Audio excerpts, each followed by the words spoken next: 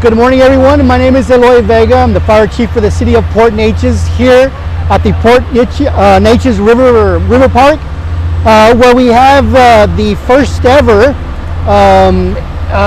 big water flow exercise with over 30 agencies participating from the Sabine-Neches Chiefs Association.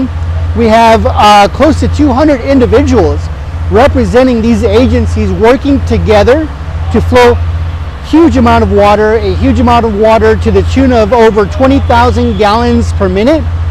We've been at it for close to half an hour, so that equates to approximately over 650,000 gallons of water.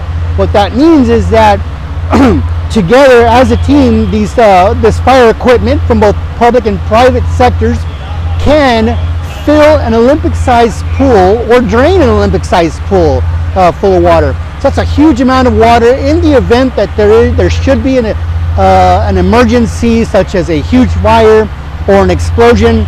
We're testing today the ability to flow this amount of water as efficiently as possible and be able to work together with minimum disruptions. So because there are numerous agencies, it's important to understand from an operational perspective the ability to connect together, to communicate together, and to get that water on the fire as soon as possible. To support the operation, we have an incident command post where it is a central hub for information. The information is gathered here. It's collected, verified, and administered to the different divisions here on the operational ground. And what that does is that it allows for instructions, requests, or other aid or assistance needed to go through organized channels and in a way that we can understand, process, and fulfill.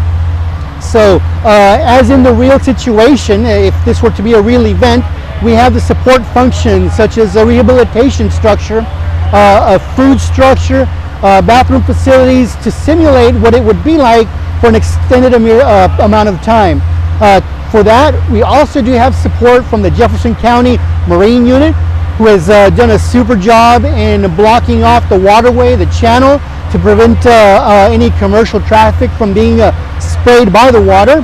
And we also have the air assets helicopter from the Jefferson County Sheriff's Office, providing a bird's eye view of the incident should we need any information from their perspective. So it's been so far a great operation, very successful. We've met all the highlights of the objectives, and one thing that is important to remember for all of us participating here, all of the agencies, but for the community, is that through the Sabine-Neches Chiefs Association, we're able to work together as a team, as community members, as stakeholders, to provide those services and those protective services that the community so much needs and deserves.